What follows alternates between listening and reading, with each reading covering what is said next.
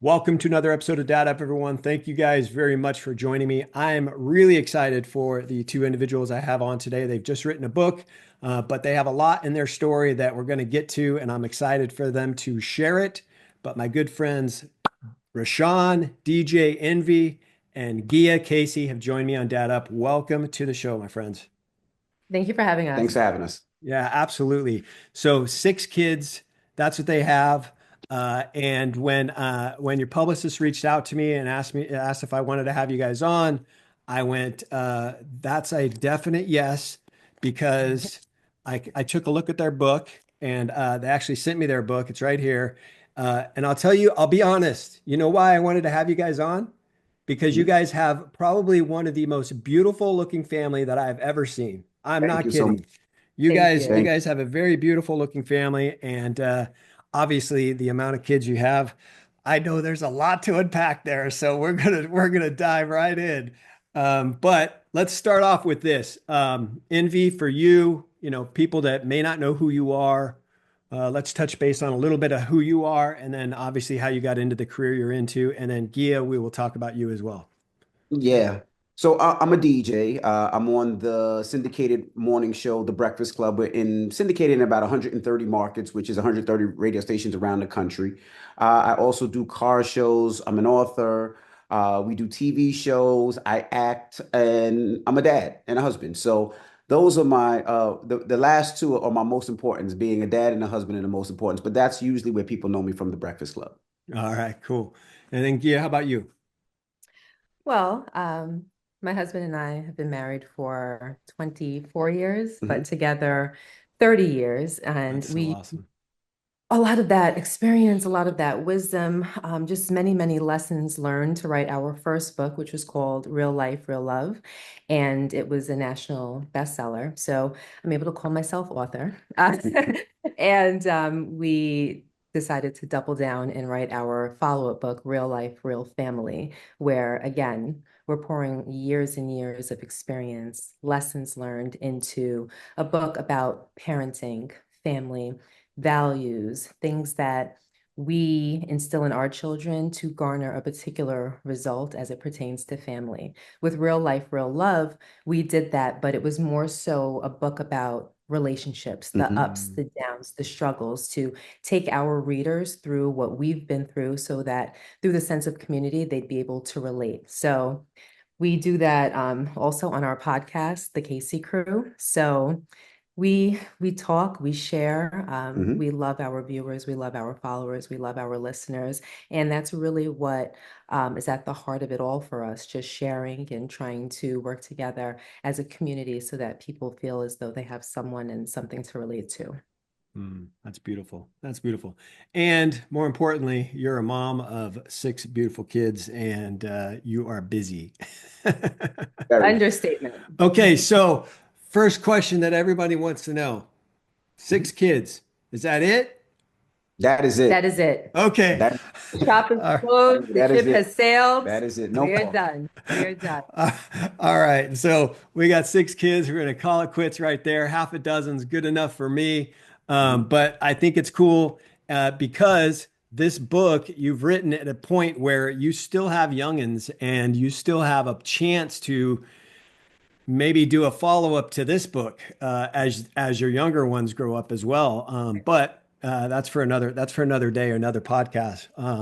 So what was the true inspiration behind this book? Because I know you said it's a follow-up book, but what was the true inspiration behind it?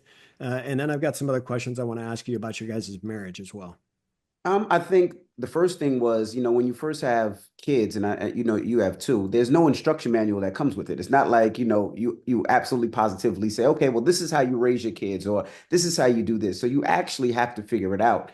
And once you start having kids, you realize that every kid is different, right? Uh-huh. Every kid is not the same. Every kid is not quiet. Every kid is not a whiner. Every kid is not this. Every kid is not that. So you really have to figure every kid out. And with my first two kids, who is 23 and 21, Madison and Logan, we raised them differently than we raised our other kids. So it was just figuring out what worked and what didn't work. And for a lot of times as parents and even as relationship, we don't ever talk about the trials and tribulations, right? We always talk about the good things. And if you look on social media or if you look on the internet, you see everybody's perfect life, right? It's I Right. always say it's a highlight reel of your perfect life. But they never talk about the things that didn't go right. And we wanted to write a book that, that talked about everything where people can understand, but like, well, it's not just me. I had the same issue with my son. I had the same issue with my daughter. Well, how did they have the sex talk? Well, how did they break them out of this? And how did we do that? And we kind of break down everything of how things worked or how things didn't work. And one of the best things about it is my father is a retired police officer and ex-military. So I was raised, it was his way or the highway, right? You do what I say, and that was it. Gia Mine was too. Gia was a little different. Gia was more like, Mom, I want to go to the mall. You can't. Usually I'll be like, well, my dad said I can't. But Gia is more into, well, why can't I go into the mall? Oh, it's late. It's Friday night. It's not going to be the type of crowd that I want you around. She explained that she allows the kids to talk back. Let me not say talk back, but she allows the kids to have a conversation of why. So mixing those two, I think was just perfect for our relationship because kids got a little bit of the disciplinary, but a lot of understanding why. I never understood why. I was just like, let me just shut up and keep it moving. But with Gia, it's why, which brings kids in the world that I think are a little more educated, a little more understanding, and a little more loving. Yeah. It's funny. My dad was the same way. It's my way or the highway. And you know why you didn't ask why? Because you couldn't. Because if you did, it was because I said so. That's Correct. why. That was the answer that I got because I said so. And I agree with you. Allowing kids to have a voice, allowing kids to kind of share and express themselves, not only it allows them to have a voice within the family, but it also allows them to learn those skills that they'll later need when they grow up. I mean, when my boys were, growing up through school and through, high school and then into college, they still came to me for they had issues that they had to deal with. They still came to me with those questions or those issues.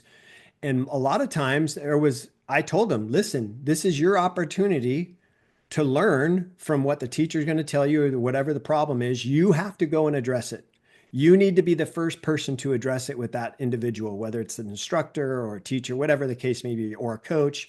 You have to go and address it first. If it doesn't get handled at that point, or you're getting a response that's not fair to you, then that's when I will step in and help you out further along. But right now, I'm taking a back seat, and this is where your opportunity to learn and grow from it. So that's how I raised my boys, and I think it worked out pretty well for them.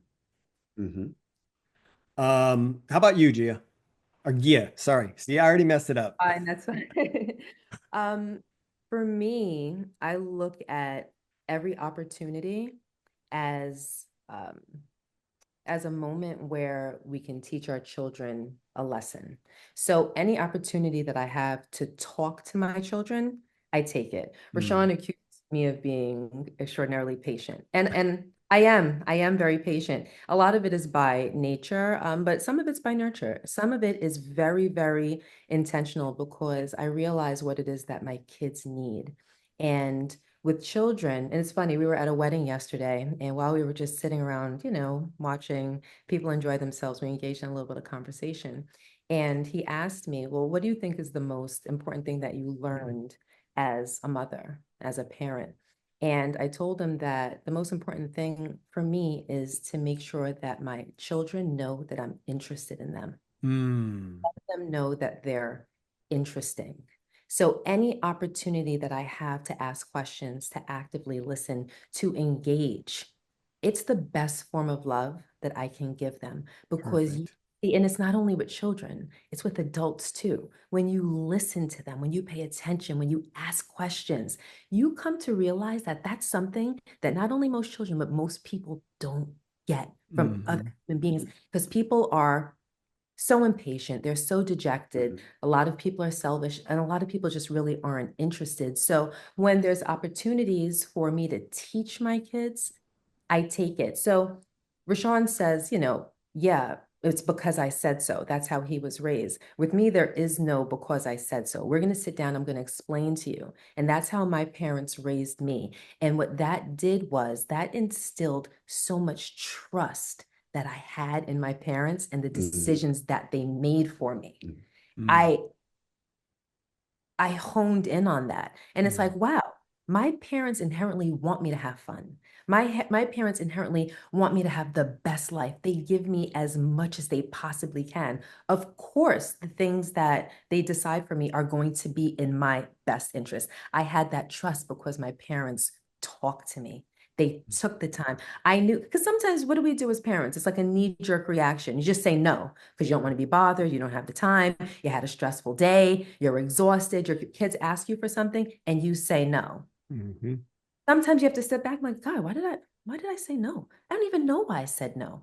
So if I say no to my children, it's definitely coming along with an explanation. Oh, that's beautiful. Yeah, I love that. And something that I address on my show all the time, I've told people this all the time, but kids and I've heard this, I don't even remember where I heard this, but I heard this from someone, so I wish I could give them credit, but kids spell love Time. The amount of time that you devote to them, that's where they get their love. And whether it's them asking you a question and you giving them, like you said, Gia, giving them your attention, that's time that you're spending with them, addressing them and being interested in them. There have been many times, and I'm sure for you guys being who you guys are with so many kids and such a busy life, there's probably been many times where one of the kids has come up and wanted to talk to you about something or ask you a question, and you're literally in the middle of something else and it's hard to break away from that other thing. I've had those times with my two boys, as I was stating earlier. They're 26 and 23. They're grown adults. They're out of the house. They have college educations. They're taking care of themselves, but they still come to me. And if I'm in the middle of something that I can't break away from, all I do is I look. I don't just address them without giving them attention. I address them by looking them in the face and say, "Hey, can you give me 2 minutes to finish what I'm doing here? Because I'm in the middle of a thought. Can you give me 2 minutes? And then I promise you, you have my undivided attention." And they absolutely, like, graciously, they're like, "Yes, absolutely, that's fine." And then I make sure to do that. And then when it's my time with them, then that's my time with them. Okay, I'm all yours. What did you want to talk to me about? And I give them eye contact and we go from there. So kids spell love Time. I tell parents that all the time. The more you are spending time with them, the greater that bond is, the greater that love grows, and the greater that relationship grows, especially when they get to that point, and you guys have been there, they get to that point where they're in those teenage years and mom and dad know nothing. You guys don't know anything. You don't know what you're talking about. I know everything. I'm going to do what I want.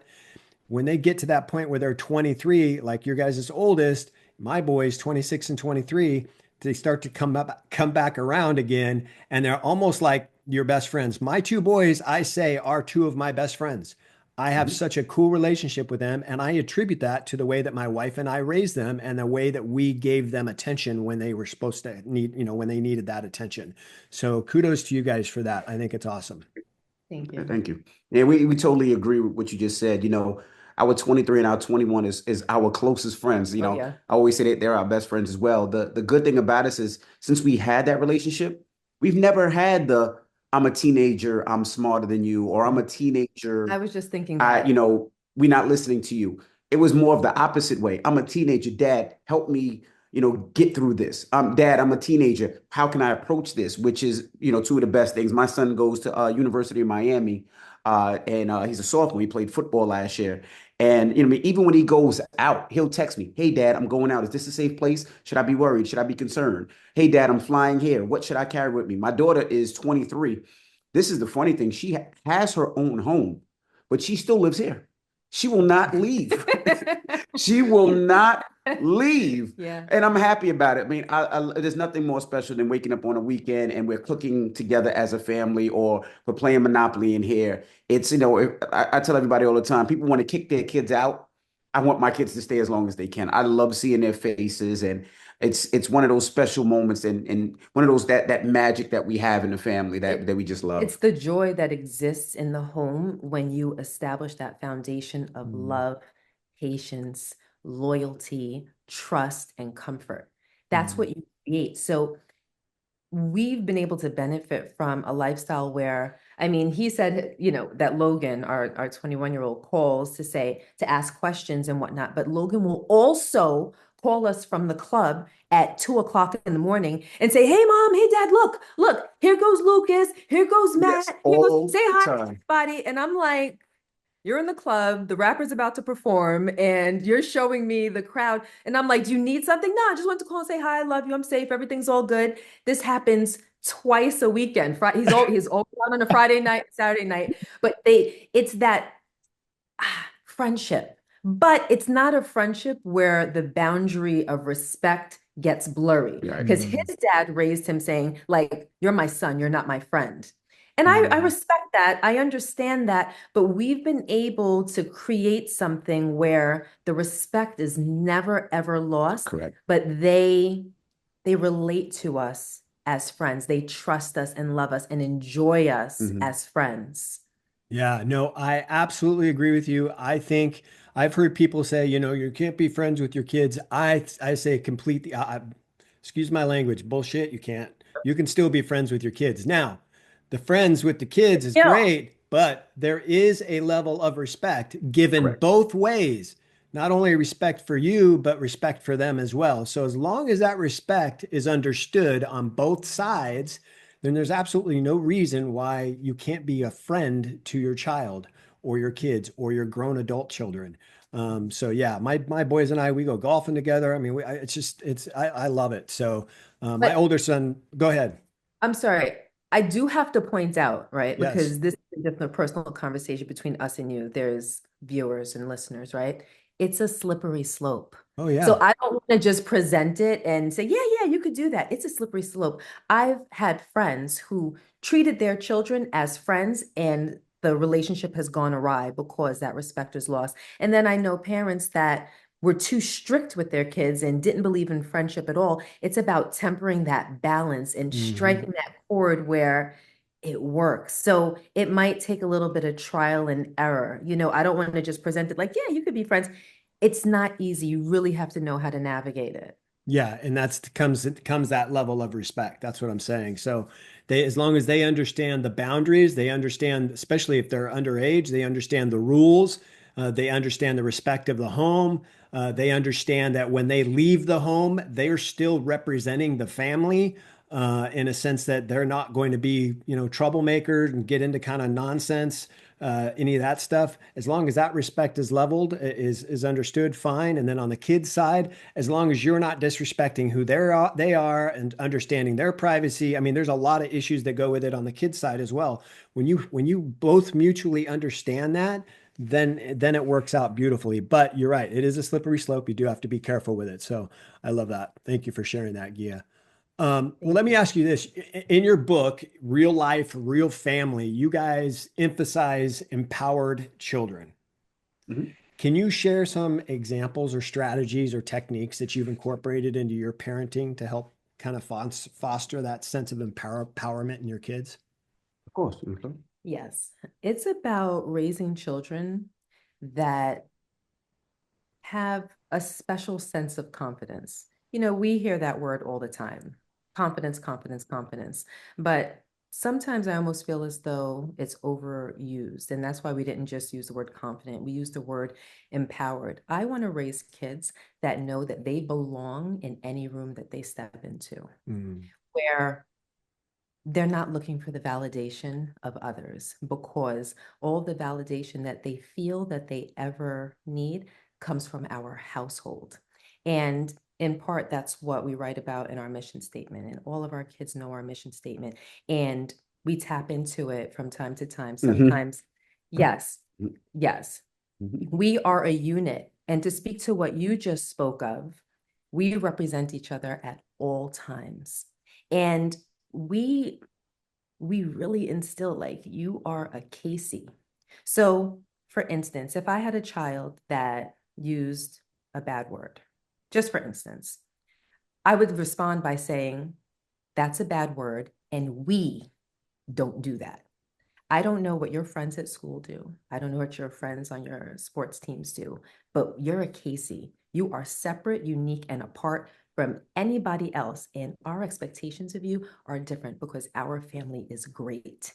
And it doesn't mean, it's not to take away from any other families. They may be great too, but our greatness dictates that there are certain things that we do and certain things that we do not do. You are part of that greatness. So we have these expectations of you. And then I go on to explain why, so that they understand. It's about feeling that you belong to something extraordinary. And that's part of the reason why we wrote the book. We want every family that picks up this book to take that away. Your family is great. And if you don't feel as though your family is great, then you have to get to start to working on making your family great, because it's something that you can create. It's something that you can dream up, and with daily work and diligence, you can make it happen for yourself and your family. And once you start doing that day by day, you'll start to see things change. So that's a big part of where the empowerment comes from. And it's about empowering your children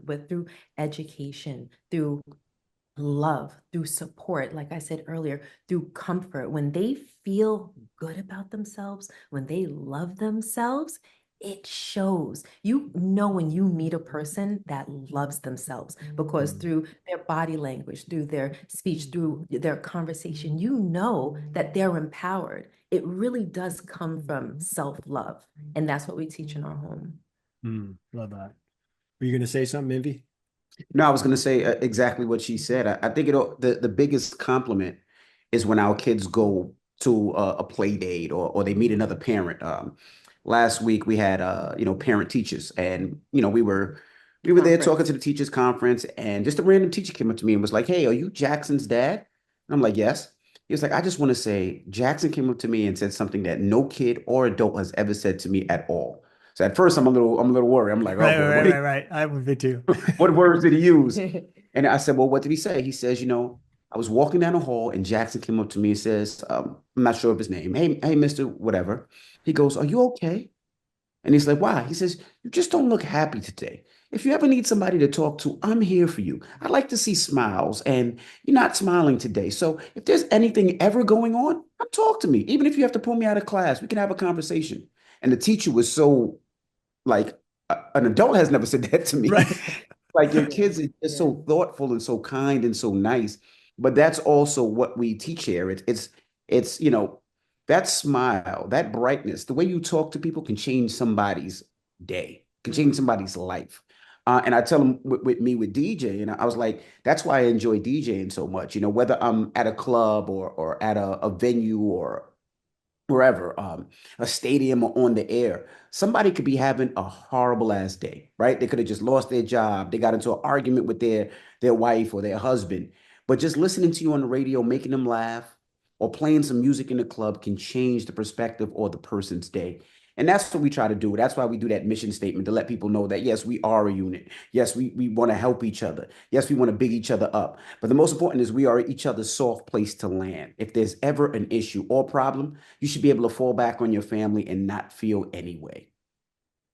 That's awesome. Now I'm going to further your discussion there, what you just talked about, that example with your child and that teacher. How did that make you feel? Oh, that made me feel like we were doing a great job. Yeah. And we get that a lot. That's the thing that's always amazing. Like, it's not like that's Yeah. the first time. Parents always hit us and be like, "Hey, what are you doing at home? Your kids are so nice. They're so nice to our kids. They're so respectful, so kind, so polite." And that is the Doesn't biggest compliment ever. doesn't that seem like a silly question, right? Like, what are you doing at home to make your kids so great? What do you mean, what am I doing at home to make my We kids We say so that all the great? time. we get that question. When I say all the time, maybe once a week. Maybe That's once a week. insane to me. Like, I mean, listen, I Yes. get it. I get it. I get what they mean, but it's like, what do you mean? What are we doing? We're raising our kids the way that we should be raising them. What are you doing at home? And Absolutely. that's the interesting thing about it. As a parent, everything happens by trial and error. And you learn a little bit and you lean a little bit in certain directions. And then, like I said before, it's like you kind of strike that chord when you realize what works. And then when you find out that it works, you double down on it and you do it repeatedly. And that's the reason why we wrote the book, because I almost feel like we, for the most part, you can never have everything figured out, but I feel like we kind of cracked the code on parenting. At that same parent-teacher conference, another teacher said to us, if I had to describe Jackson, and he's 10. We also have an 11-year-old girl, an 8-year-old girl, a 3-year-old girl, in addition to our older two. He's 10. She said, if I had to use one word to describe him, I would describe him as grateful. And I said, really? I said, that's interesting. She said, I've never sat at a parent-teacher conference and used that word to describe a child ever in 30 years of parenting. I said, really? She said, yes. At the end of every lesson, he comes up to me and says, thank you for teaching me today.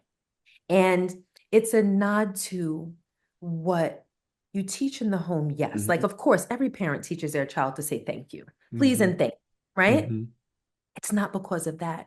It's the love that he feels here. And it's what he experiences here. He sees how his father and his mother relate to one another and how his older siblings relate to us as well, that he's learning to be grateful. And another thing is that we refuse to raise entitled children. And I see that happen around me so much with my friends, with other parents at the schools that my kids attend, parents that I knew when my older two were younger, entitled children that almost feel as though they're on the same level as their parents, or you're my mom, so you should do this for me. Oh, no, no, no. I don't do anything for you solely because I'm your mother. Every morsel of everything that I do for you, I do because you deserve it. You have a wonderful life. You dance 6 days a week, or you play soccer 4 days a week, or you're able to play basketball. You have all of these privileges because you deserve it, because you're wonderful children, because you're loving, you take care of each other, you have manners, you followed our example, you don't balk at it, you don't talk back, you don't use foul, you deserve it. But make no mistake, if you didn't deserve it, you would not receive those things. I would give you only what is the bare minimum. Believe me. And they understand that. So they know that when they are living the life that they want to live, it's because they earned it. And I think that that's the reason why he shows such gratefulness at school, because he knows that he doesn't have the right to expect anything from anyone, even his own parents. Yeah. Oh, wow. That's well said. That's awesome to hear those compliments from, whenever we get a compliment from somebody about our kids, it always makes us feel good. It always makes us think that, hey, we're doing an okay job doing what we're doing. But the fact that you guys get it, just in the same night and a couple different teachers, just solidifies what you guys are doing, and I think that's beautiful. With me, my boys and I, there has always been a rule in our house that my boys they gradually went towards playing just sports their whole lives. So we've always been kind of this sports family. I coached their teams all the way up from they were 4 years old all the way up through high school. My younger son, like you're talking about your son playing college football, my younger son played college basketball, and so they always had sports, and so I always related it in a team aspect. And I've always told my boys since they were very little, listen, I'm on your team. I'm on your side. I'm going to have your back. You ain't got to worry about me ever not having your back. I'm going to have your back. I cannot say that there won't be times where I will be disappointed, Oh yeah.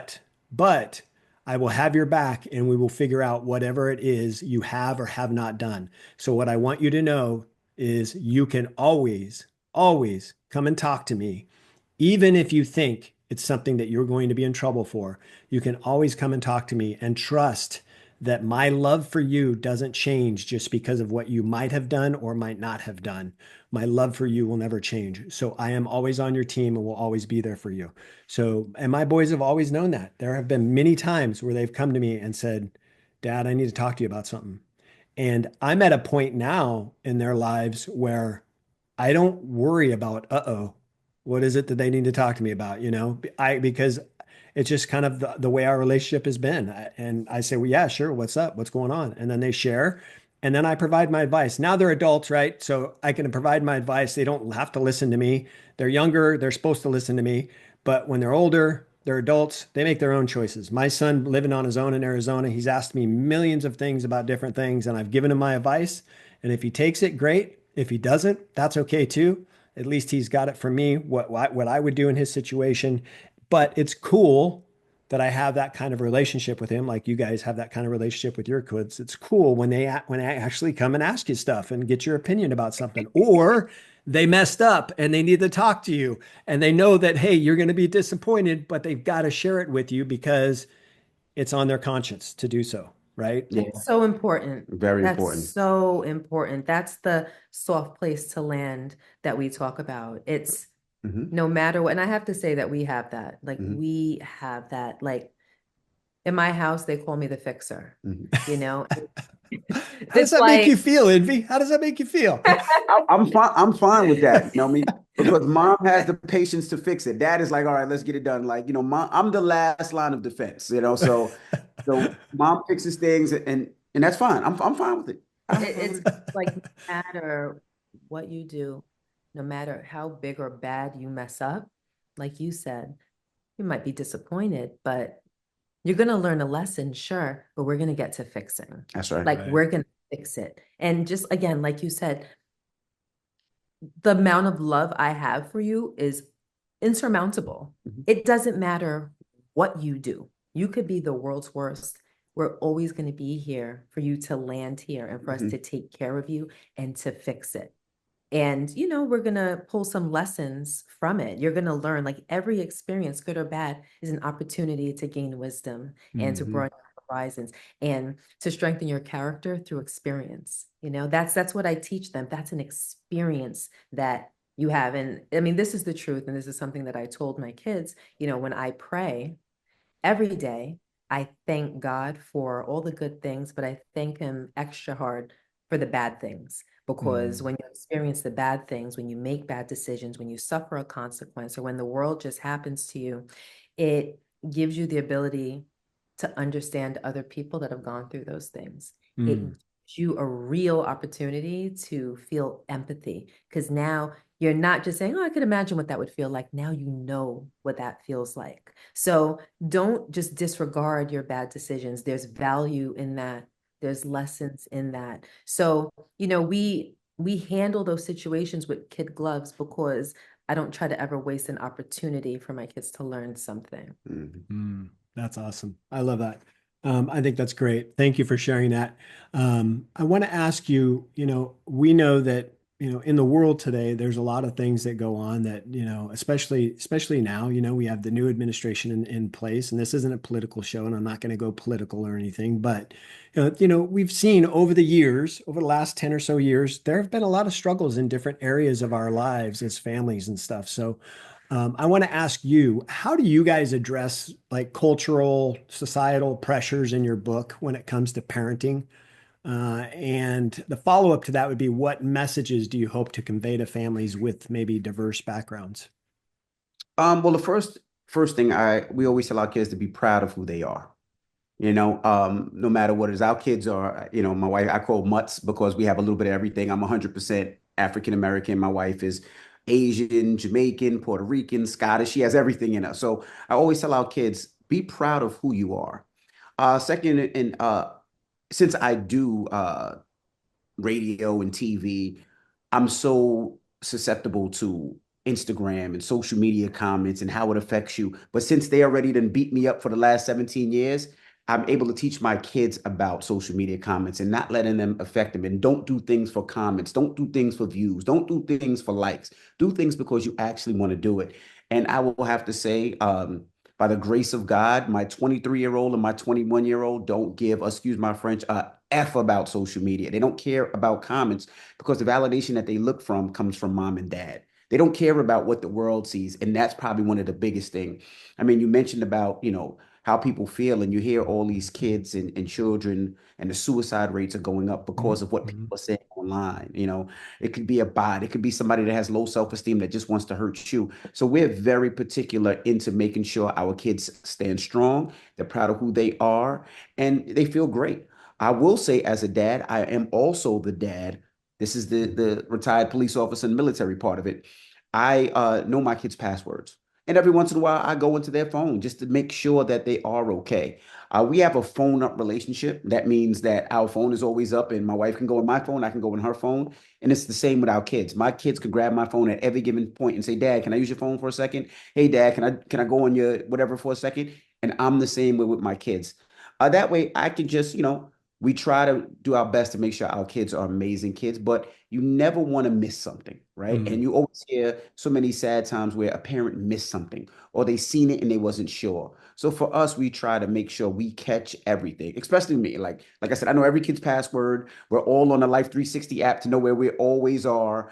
And those type of things build a confidence where one, they could trust parents, but two, they understand that they're not doing this for Tom, Sean, Mike, Janae, Janelle online. They're doing this because this is what they feel. Mm. If my daughters dance and they just started dancing a couple of years ago, and when they first started dancing, they were okay.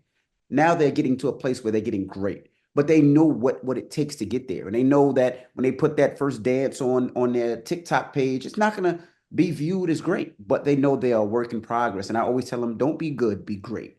And I think those are some of the things that keep them to a place where they understand what the world is and to kill all the noise around it and just know who you are. Yeah, I love that. Go ahead. Um, for me, so I'll tell you a little bit about us so that I can answer that question. Okay. So my husband's 100% African American. I identify as African American, even though I'm mixed. And we live in a predominantly white neighborhood. So our kids are one of the only, if not the only, uh, Black child or children in their school or in their grade.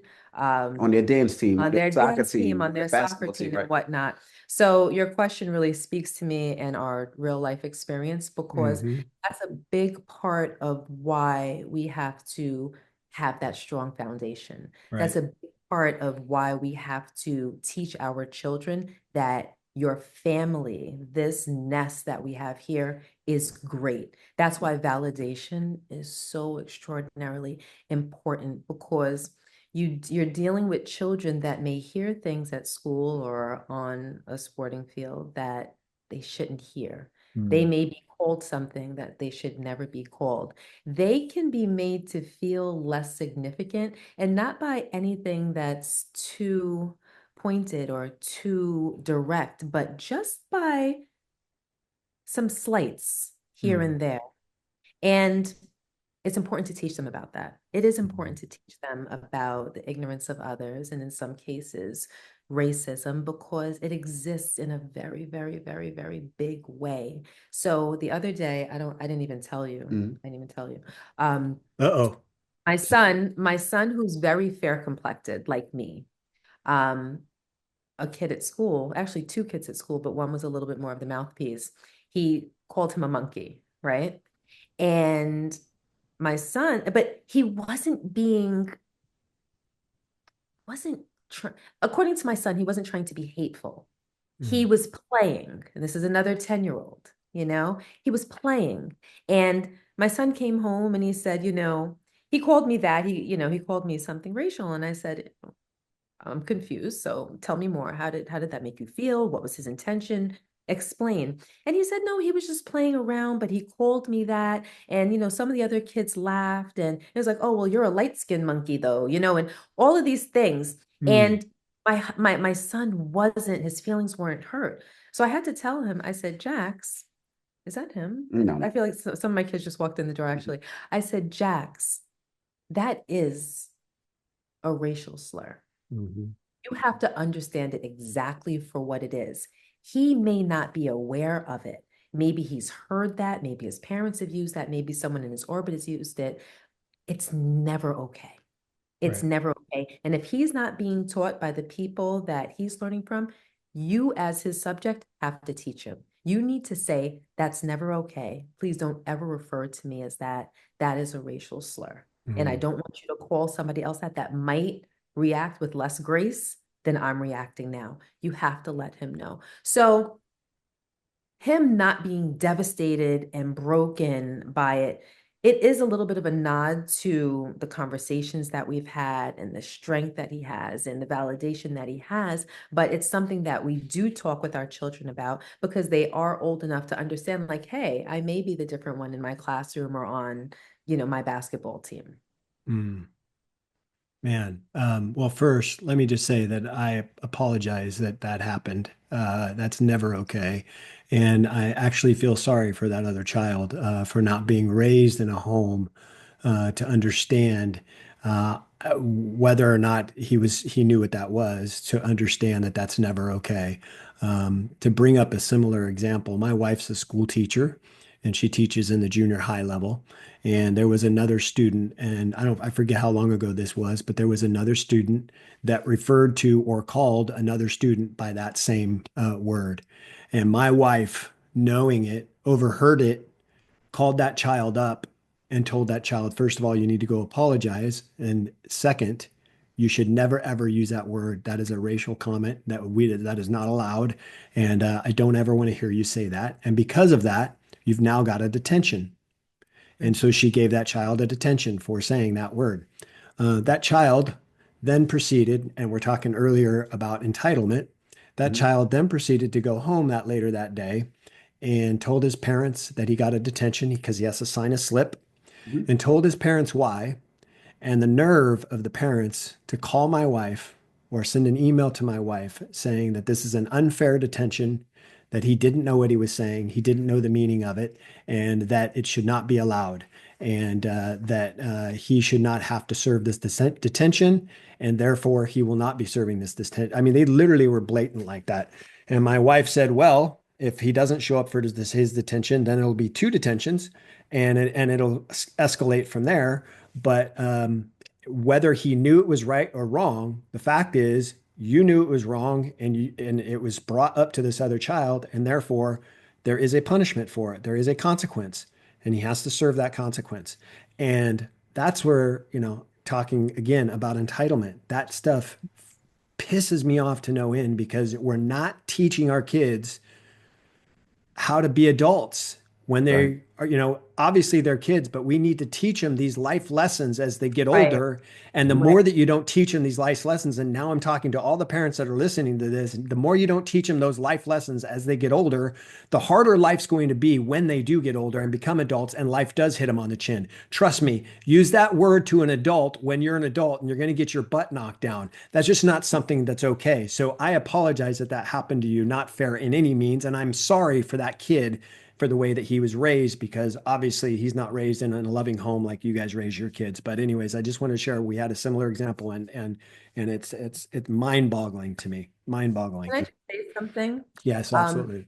like what we were just talking about before, that could have been an opportunity for the parent in your situation to say, this is a negative situation. Now let's grab a lesson out of it. Mhm. Now Absolutely. teach my child why that's not appropriate, and you go serve that detention. Mhm. So now you'll know, now you'll understand. Let's learn about it. Let's have a little conversation about racism and how you might have made that other kid feel, even if you didn't mean it. Like let's take that opportunity. Absolutely. No, Mhm. instead they went to bat for him. They Hmm. they condoned it. They That's right. probably never had that conversation. And that's why it's so important to talk to your kids, to Yeah. teach your kids, and turning something negative into something that can give you a little bit more That's character, right. you know? Yeah. Yeah, absolutely. Very, very cool. One last question. I'm going to let you guys go because I know you guys got busy lives. You have six freaking kids, for crying out loud. You got busy lives. And I want to apologize for if you see me looking down. I'm actually opening the garage for the kids because right in New York, New Jersey, it's 3:50, so they just got home. I'm walking them leave now. They're going heading to dance. So I'm opening the garage, opening the gate, opening the door, turning Do the you guys alarm have off. to go? Do you guys have to No, no, go? no, we're fine. They just No, left. Okay. they They just just came left. in. Yeah, That's yeah. Okay. it. Okay. All right. Good. Well, looking ahead, what legacy do you hope to create through through parents, through your parenting and this book? So, what legacy do you hope to create through parenting in this book, and what do you envision your children as they grow up in today's world, and how does that influence your parenting philosophy? A couple of things when we talk about legacy, right? For Mm, myself, it's putting good people into the world, right? putting good kids, respectable kids, and making the world a better place. I know that sounds so cliche and so corny, but that's really what we want to do. Yesterday, Gia was saying we were at a wedding and we were just talking about our lives, and Gia was like, "Look at them." And my daughter, who's 23, was there with her boyfriend, and they were Oh, laughing and yeah, yeah, yeah. joking, and she was like, the reason that they're like that, and they're playing, they're joking, they're having a good time, they're dancing. And she was like, the reason that they're like that is because we're like that. They Mm. actually see the way that we speak to each other. They see the way that we respect each other. They see the way that we play, we dance, we have fun. Yeah. When we do disagree or we do argue, we do it in a respectable way. I mean, it is what it is. People will argue. In a relationship, you will not see the same side. But what we learned early on, and this was mostly, well, with both of us, is early on we would argue to win, right? Yeah. So I'm trying to win, she tries to win, but like you said earlier, what does that mean? We're on the same team. We shouldn't be trying to make another one lose for another one to win. Let's understand each other and we both win. And once we got to that place, I think our relationship took a total It's 360, such a came simple a thousand notion. percent better. And even with our kids, like we don't want to argue. We don't want to you lose and I win. We just want to get to a place where we understand each other and we both win. And once we got there, it was like, wow, this really feels good. Like you don't have to be in pain for me to win, and I don't have to be in pain for you to win. So that legacy that we put out there, back to your question, is putting good kids out there and putting great responsibility out there. Now, on a financial level, I always tell my kids, I want them to be happy, right? Yeah. And the reason I say that is I watched my dad be he's retired now and be military, and he hated his job. And he hated his job not because he didn't like serving the people. He hated his job because he had to work on Christmas. He had to work on Thanksgiving.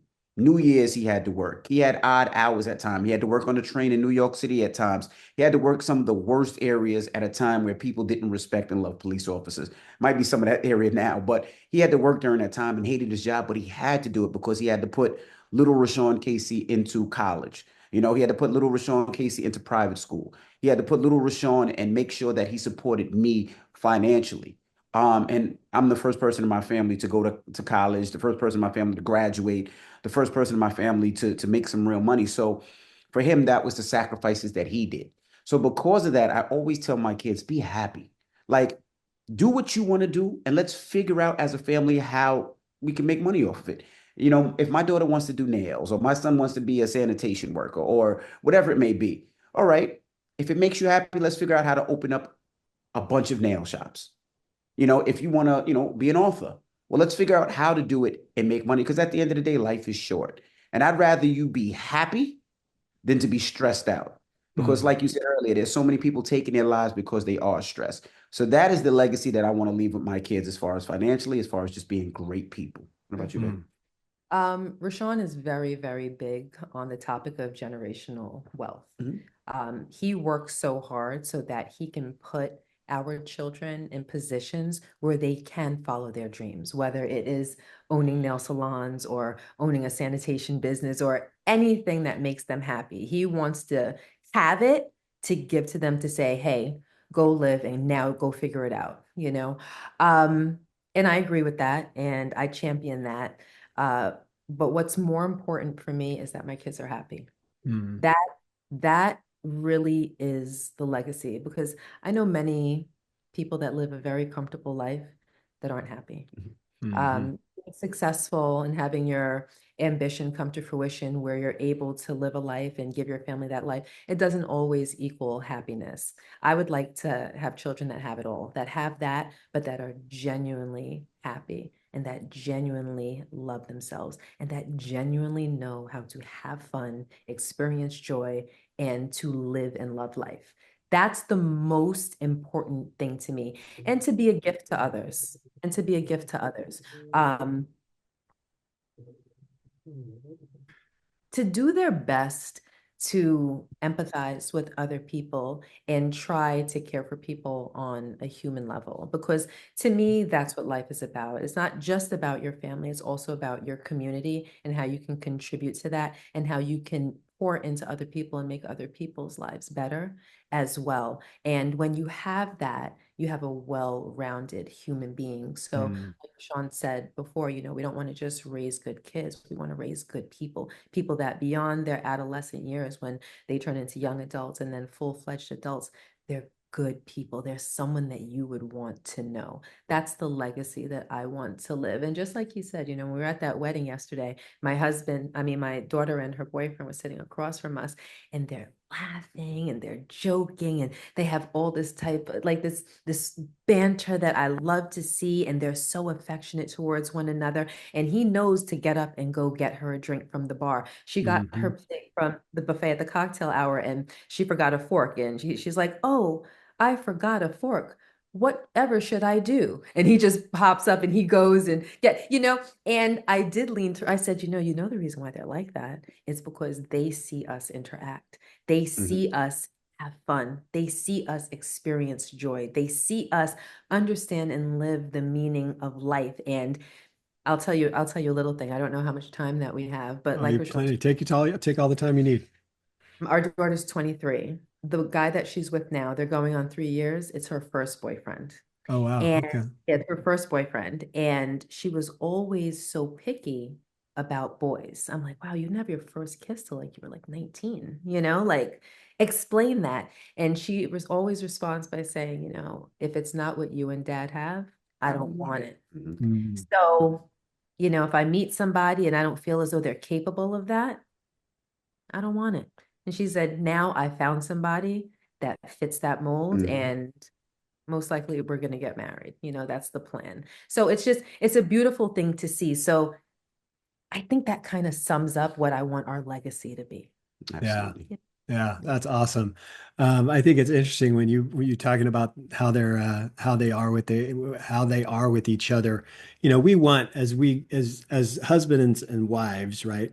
We want when we're raising daughters. I don't have any daughters, and God probably did that on purpose because I would probably be overprotective. But as when we have daughters, as husbands, we want our daughters to see how we treat our wives, so that way they know when in a relationship, they know how they're supposed to be treated. And as parents, when we have sons, and like when our wives treat us a certain way, we want to show them, hey, this is how a wife respects their husband. And so they see those things and they emulate those things when they get older. And there's a reason for that. And like I see my younger son now, he's in a long-term relationship. He just told me just today. And so it's breaking news, but he just told me, I hope she doesn't watch this. I don't think she will. But she just told me he just told me today, hey dad, I'm putting a deposit down on a ring. Oh, And I went, wow. okay, all right. So Mhm. this is like happening. Now he's been talking about it for a long time. He's been talking to different jewelers and getting the different rings that he's kind of eyeballing about which ones he's going to have made and all that kind of stuff. So we knew it was coming, but he's like, Dad, I'm putting a deposit down today. And I went, okay, this is about to get real. But the cool thing that I see with them, their relationship and the way they interact, is my son opens the door for her wherever they go or come from, whatever it is, that he's always opening the door for her. And I'm not even the greatest at that with my own wife. And even if we're driving somewhere together, like my wife and I will get in the car, he will open the door for her and let her in and close the door for her. And then he'll go and get in the car. And that's not because of something that maybe he saw us do. Maybe it's something that I taught him over time. But it's just amazing to me to see that kind of interaction with them. And I love it. It's beautiful. I think it's great. I think it continues to grow. And as far as legacy goes, I'm a firm believer in the legacy that we show our kids. The legacy starts within the home, not outside the home. And if there's any crack, I always like to refer to it as a crack. If there's any crack in that foundation, as a home is built on a foundation. And if there's a crack in that foundation, the home is not sturdy. The home is not stable. And so that's why there can't be any cracks in the family foundation. If there are, they need to be repaired and they need to be repaired quickly. Otherwise, the home could crash. No different than having a business, right? If there are cracks in your business, there's a very pretty good chance that you're going to struggle at that business or it's going to crumble in some way. Same thing with the family. So yes, the family starts your legacy. I always hear guys that own businesses go, "Oh, I'm building this for my family. This is going to be their legacy." No, no, no, no, pal. Your legacy starts within your home, not outside your Right. home. Right. So yeah, absolutely. I love that. Listen, you guys have been awesome. You guys have been So, phenomenal. I'm sorry we went long, but I no feel like we problem. could talk for hours. But Absolutely. for any of my listeners, viewers, want to look you up, learn a little bit more about you. Obviously, they can Google DJ Envy, but want to look you up, learn a little bit more about you. What's the best place for them to do that? Instagram, Facebook, any social media handle. Mine is at DJ Envy. Hers is at Gia_Casey.